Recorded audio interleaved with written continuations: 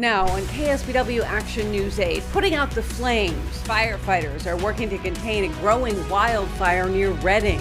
Plus, a new tool is making it easier for Santa Cruz County parents to track positive cases at their child's school. How many schools are taking part in this new effort? At our top story, CDC advisors have signed off on recommending booster shots to some people who've received the Pfizer vaccine.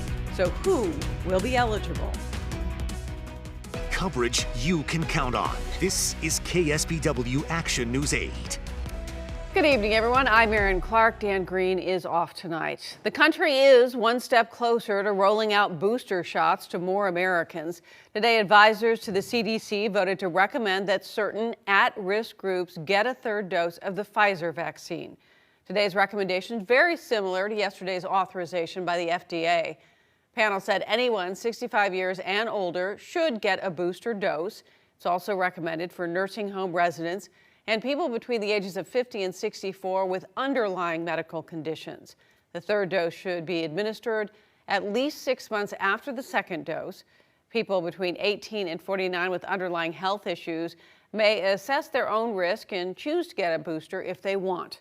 The committee voted against recommending a booster for people at high risk of being exposed to the virus at work, like healthcare workers and teachers.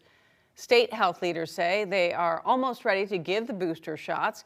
They first have to be reviewed by the Western Scientific Safety Group. More than 23 million Californians are fully vaccinated against COVID. That's nearly 70% of people eligible to get the shot.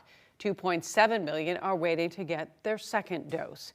California still has the lowest rate of spread in the country. 6,700 new cases were reported statewide yesterday, and you can see by looking at this chart, number of new cases has been decreasing over the past 3 weeks.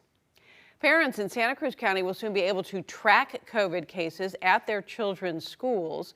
As Action News 8 reporter Phil Gomez shows us tonight, an online dashboard will provide a snapshot of infections on campus.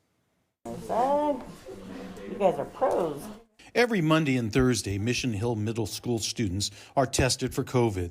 There are 250 families that opted for the weekly testing by Inspired Diagnostics. I go to the Santa Cruz Youth Symphony, where I play my violin, and they require a negative test or screening.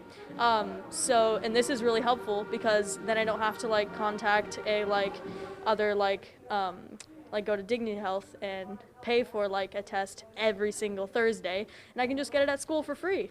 COVID testing began 4 weeks ago to keep as many children in the classroom as COVID numbers climb.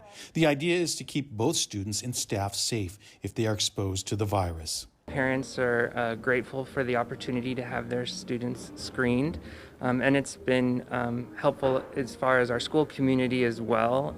I think it eases some anxiety among teachers. Since September 1st, more than 7,500 students were tested, with 63 coming back positive. The County Office of Education believes the positivity rate is low because of mitigation strategies in place. In the coming days, the community will be able to track COVID cases on the County Office of Education website. A dashboard will list how many students are tested and how many have tested positive for COVID. I think there's an interest from parents and we want to be transparent. I think we've done an excellent job in being able to produce a system that is keeping students healthy and our classrooms open. And sharing this data, I think, will be reassuring for parents.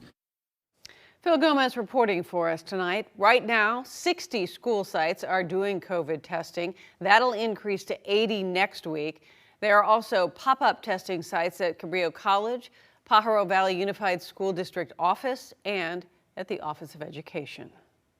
School leaders in Oakland will require students 12 and older to be vaccinated in order to attend in-person classes. The decision makes Oakland Unified the first school district in Northern California to adopt such a strict vaccine requirement. Several other school boards in the San Francisco Bay Area are considering similar measures.